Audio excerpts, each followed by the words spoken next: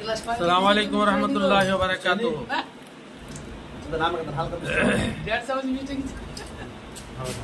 আল্লাহ রাসূল সাল্লাল্লাহু আলাইহি ওয়াসাল্লাম বলছেন, লা তাকুমু সাআতু ইল্লা শিরারিল খালক।